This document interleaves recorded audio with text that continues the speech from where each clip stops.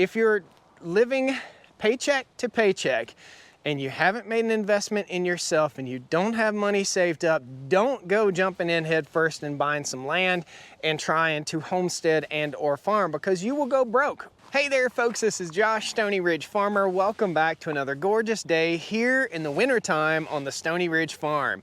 This video is by popular request. Man, I get tons of questions. How do I buy land? If you had to do it again, what would you do different? What kind of machinery do you think you'd need to get started? So today we're gonna kind of go through all of that in a tiny amount of detail. We're gonna give you guys a little bit of hope. So if you're deciding that the city life is no longer for you and you wanna get back to the land, you wanna get back to nature, you wanna raise some of your own food like this garden right here, or the chickens that you might see roaming around right here, come along. This video is for you. This is to teach you and give you some lessons that I've learned to save you money, save you time, and give you great food for thought on purchasing land and purchasing your homestead so that you can start living a little bit cleaner life, a little bit more country life.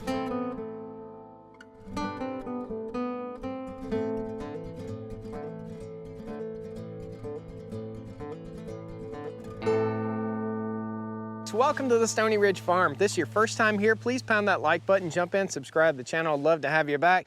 This is a first generation farm project here in the foothills of the Blue Ridge Mountains of North Carolina. We're on about 150 acres here, and it's absolutely 100% overwhelming, both physically, mentally, and financially overwhelming, guys. So I want to make one thing perfectly clear. I set out to buy 10 to 20 acres so that I could do a little mini farm and I could homestead.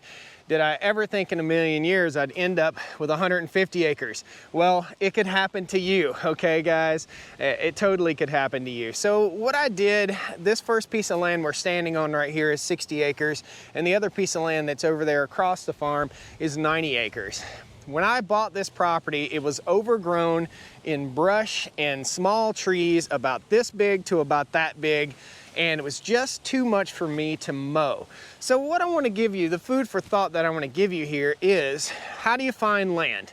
Word of mouth. Go over to your USDA office and see if there's any land for sale posted. Ride the country roads that you like to ride and see if there's any land posted for sale. Land with a house you're going to pay dearly for. I just saw a piece of land with 8 acres and a 3,500 square foot house, which is a big house, for 700 grand in my county, less than 10 minutes away from here. Insane. Prices are insane right now. So that brings me to another topic. Oh man, I want to get back to the land. I want to live a good country clean life. Sometimes the time isn't right, and you make your money when you buy your property. You don't make your money when you sell your property. So when you buy, you need to buy it right, and sometimes you need to wait. So if the time isn't right and your marriage isn't right or your finances aren't right, wait. Sit back and wait. You don't have to freak out. This stuff is going to be available. They're not making any more land. However, just like stock markets, just like anything and everything, there are ups and downs. And right now we're in an upward trend for prices. So I don't recommend you go out and buy a farm in the year 2022, unless it's late 2022. I feel like the real estate market is probably going to take a bit of a dive, as interest rates probably will go up. So it's food for thought. Now, if you're considering buying a piece of land, you need to understand that your interest rate's going to be higher. So I pay about 2% higher than you would pay for refinancing or financing a general home purchase. If you go over the 5 acre mark, you're going to have to jump through some extra hoops when it comes to buying your land. All this being said, if you wish to build something on a grand scale like this, get ready, because the land purchase is the cheap part, okay? The expensive part is clearing your land and building your farm. So I'd encourage anyone to start out, if you're moving out of town and you've never done anything like this before, don't go in head first and buy 100 acres. Go in and buy 20 or 30 or even 10 acres and start living that homestead lifestyle that you want to live. It's harder work than it is going to work and coming home. Your vacations will be different, I promise you. When you own a piece of property like this, a lot of your vacations are not guided towards sitting on your butt. They're guided towards learning about how to make your property a little bit better. If that's something that you think you'll have a love for and a passion for, then go for it. Be sure that your spouse and your children are on board with this, guys. I'm telling you, after having a failed marriage up here on this farm property, I'm telling you, be sure they're on board. And even if they are on board, sometimes they change their mind. It's hard work. It's hard work to have a piece of property like this. So the first thing I need to tell you is seek out those properties that aren't listed with a realtor if you possibly can. In other words, ride around the country roads and see if you see some for sale by owner signs. Ride around, go over to the USDA office, go to banks, get some foreclosures, go to Farm Credit. Farm Credit has foreclosures. People quit paying their land payment. That is why you have to pay a higher interest rate for your land. Not many, but people do quit paying. Go over to the tax office and see if there are any pieces of land that are going up for auction because they owe back taxes. You can buy a piece of land for a song when you do that. So that's a little bit of advice on buying your land. The cheap part is purchasing the land. The expensive part is turning it into what you want it to be. So if you're buying a big farm, be sure your big farm has cleared pastures, it has fences, it has good fences, and you don't have any water problems. So you need to make sure you have a water source on your property. We've got 6 creeks on this farm. It's a great place for water, absolutely. You need to make sure that you can get a well and you can perk the land for a septic system if you're deciding that you want to live on this property. And that's what I'm doing here. I live in a $3,500 14 by 80 mobile home that's 30 years old. Will I build my permanent home? Yeah, somewhere down in here once I finish up building the farm the way that I want it. So you sleep in your house and you live on your property. Now let's talk about mistakes that I made and triumphs that I overcame. So where I'm standing right here was not grass, okay? This was not a field. All of this land had to be cleared. It all had to be pushed off. Now, when you think about that, you need to get quotes, okay? So if you're looking at a piece of land and you think, well, you know, sure would like to clear that off, you need to get some quotes. Get some guys that come and clear land to give you a quote on what they think it would cost for you to clear the spot that you want to put your house or where you want pastures or whatever. So you can do a little bit of legwork ahead of time and save yourself a ton of work. When I first moved to this property, I totally underestimated what I was gonna need machinery-wise. So on a property this big, you do need a tractor that's above the 70 horsepower mark for sure. So we've got one little 25 horsepower tractor here, the TYM T254. Then we've got 2 other TYM tractors. One's a T1104. That's about 110 horsepower machine, which is great for mowing, dragging pastures, and the big jobs, baling hay, if we were to start baling hay, cutting hay, all that stuff on the farm. So in other words, don't underestimate your cost for maintenance items, things that you're gonna need for working the land, like this little tractor, like this shed, like these shops. So around the farm, I have sheds and shops. You see a little building right here, a shed right here, there's another building up there, there's another building up here, and there's another little shed up there. There are too many sheds and shops. So if you can find a piece of property that already has a shop, that would be ideal. Construction costs are through the roof, so look for what you can work with, okay? And if you buy a piece of property like this and it has like a mobile home on it or something like that, then understand that you can move that out, you can live in it temporarily, save up your money, and try and get out of debt as fast as you possibly can. That's really the goal for sure. Top 3 things that I probably should have done that I didn't do was get out here and clear as much land at the same time as I possibly could. So we ended up clearing somewhere in a neighborhood of 110 acres here on this farm. 110 acres at the expense of about $800 per acre. I cut timber on 100 acres, which brings me to a point. If you're looking at a piece of property and it has some good timber on it, check into that timber. Have a timber person cruise your land. In other words, you can go over to the USDA office, the Forest Service office, and they can give you advice on your property even before you buy it. So there's a lot of great information out there for that. Mistake-wise, When I bought my first tractor, should have bought a cab tractor, totally. Sitting out there in the dust, mowing this land with a 6-foot bush hog was rough, I'm telling you right now. Mowing 90 to 110 acres of pasture with a 6-foot mower is a daunting task. You want a cab tractor for that. A tractor without a cab has its purposes, but I think you should probably work towards getting yourself a cab tractor. I'll do another video on the first 3 implements that I would suggest you get, and we'll walk around those implements, but I would suggest first one is a brush hog or brush cutter or mower deck of some sort. Gotta have that. Next one is a scrape blade, okay? So you need a scrape blade for working your driveway, for moving gravel, for moving stuff. I would not buy a tractor without a loader on it unless it was a specifically dedicated tractor for mowing, okay? So that, the scrape blade, the mowing deck, and probably if I had to choose another implement that was really, really handy for planting my garden, that would be a rototiller. The rototiller is super cool. Don't buy one that's 4 feet if you can help it. Buy a 5 or 6 foot rototiller. You won't regret having a bigger rototiller, and it will do miracles for your garden for sure. Now, that being said, we've moved on to no-till in the garden here, and we moved on to raised beds here. So make your choices appropriately. I do say you need a scrape blade and you need a brush hog, first and foremost, without a doubt.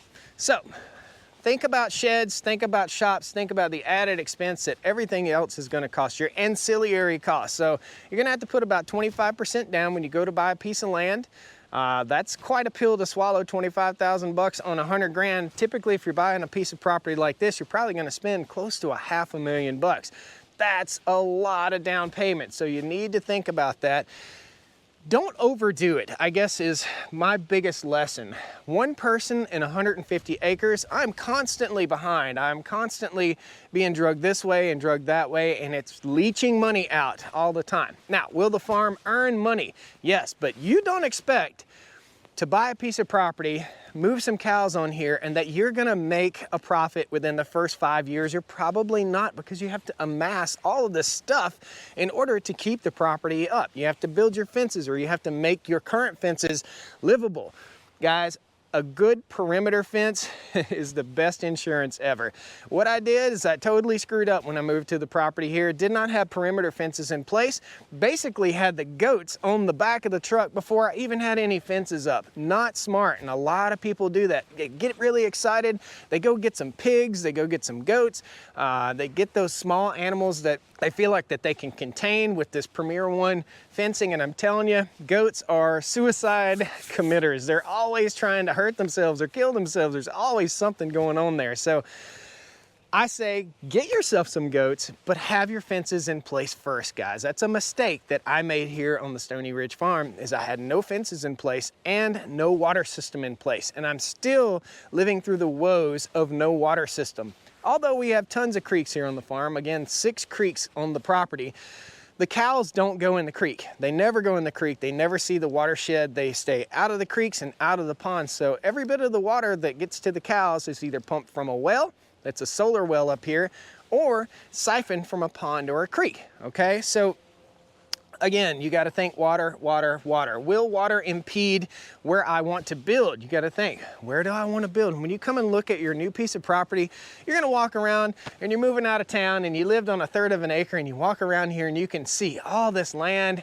and it is absolutely a daunting task. It really is. You need to know which way the sun comes up, which way the sun goes down.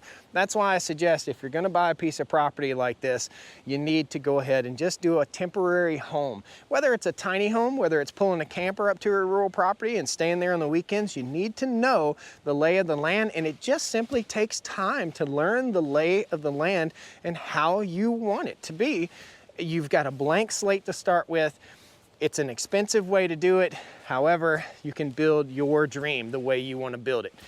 Now, I get a lot of questions about planning. How did you plan this, Josh? How did you plan this and plan that and plan to put the building here and plan to put the house here and plan to put the well here? Well, informed. I was well informed, and I drove around and I looked at a lot of farms and I thought, water, water, water, water. So will water damage things right here? Is this a good place? Is this a wet spot? I mean, Water is probably the most important thing to consider when it comes to building your home, when it comes to putting up a mobile home, when it comes to building your roads, all of that. Water really will destroy it. So you need to get some forage on the ground if you clear land, and you need to be thinking about water all the time. Roadways, let's talk about roadways. So do you have access into your property? Appropriate access. I'm not talking about access to get a four-wheeler in. I'm talking about, do you have a deeded right-of-way into your property? If you're looking at a piece of property that is quote-unquote landlocked, in other words, you can't get to it without going through somebody else's land, then you better look into it and you better talk to your neighbors, because you may not have access to your property. So think about that. Now, you see this gravel road right here? We'll get a drone shot and you can see the entire gravel area. I have somewhere in the neighborhood of $30,000 worth of rock put on this driveway. You couldn't get through here without a four-wheel drive truck. That's how bad it was when we bought the farm here. So you need to think about that, the cost of your roadway. So if you're just a little ways off of the blacktop road, then you might not have that much of a cost for your roadway. It might cost you $3,000 to $5,000. Again, lots of money in gravel. Again, you need that scrape blade so you can appropriately crown your driveway so that water flows away, not down the driveway like a river. And now when you drive down the road, you look at people's gravel driveways, you'll be thinking a little different. Look at that guy's driveway. Looks like two little rivers have been running down it. That's not what you want, guys. And you can see right here, an appropriately crowned driveway will last and do a good job. You got to protect your investment for sure. So in review, guys, first thing you need to do is make an investment in you, in yourself. You need to make sure that you can afford to do what you're planning on doing with your property. So if you're living paycheck to paycheck and you haven't made an investment in yourself and you don't have money saved up, don't go jumping in head first and buying some land and trying to homestead and or farm, because you will go broke, okay? You will go broke. It will put you in the poorhouse. So you've got to think about this, guys. Save your money, wait till the appropriate time to buy. Again, you make your money on your buy. You get your value on the buy, not on the sell. So if housing prices are going this way, then you need to sit down, chill out, and wait till the housing prices settle down just a little bit, okay? They say there's no better time than now to buy land. Well, that's true in some economies. Right now in 2022, who knows, guys? Who really knows? I'll say this: start small, think small, work small, and then think big, think grand, okay? So when you've got a piece of property this big, it's really hard to decide what you want to do with everything. So if you buy 50, 40, 20 acres, start small and work your way out and decide and design what you want, and don't break the bank. Don't get in over your head with your land purchase, because that is the cheap part of buying your land. The expensive part is buying the equipment, the tools, the four-wheelers, the UTVs, the tractors. All of that cost money. The land is the cheap part. The fencing is the expensive part. It cost me more to fence this piece of property than it did for me to buy this piece of property. That's how much it costs, guys. So think about that. Go out, search, seek out the place that you want. Again, don't get in over your head. That's my biggest piece of advice. If you can find property that's already fenced, look for property that's already fenced. If the price is absolutely through the roof and ridiculous, then pass on it. Don't be afraid to pass on it. You should look at 30 properties, 30 to 50 properties before you decide which one you want. Now, again, in this market, it's crazy and they'll get gone that fast, but don't be that idiot that jumps in, buys some property, and then has buyer's remorse because in 5 years they can't sell it for what they paid for it. And that's coming. I promise you. I think it's coming, guys.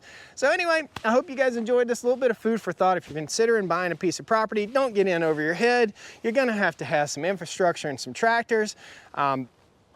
Just be sure that you understand the financial portion of buying land, homesteading, and farming. The expense comes after you've bought the land, not when you buy it. That's the cheap part. Guys, thanks a lot for joining me here on the Stoney Ridge Farm. I hope you enjoy this. Hope you enjoyed some of the drone flights. There's a lot of land that is being cleared here, and we've still got probably 20 more acres of land to clear. We've got to fence about 50 more acres here on the Stoney Ridge. So lots of work, lots of fun, but I love it. I love it, and I hope you guys love it. So hopefully this helped you out. Please pound that like button. Any questions you might have, please post them down there in the comments section. I'd love to hear from you. Thanks. See you next time. Woo! Come on down to the Stoney Ridge. Bring your wife and bring your kids. We're living life pure and sweet. That's the way it's supposed to be, Stoney Ridge. In yourself. In your. That chicken is loud and annoying. It's egg laying time. It's not time to be making noise behind Josh. You can raise your family, you can raise a nice garden, you could kill this chicken. Hey chicken. Hey chicken. What are you doing, chicken? Don't you run away from me, you chicken. Go on in there. Worrisome.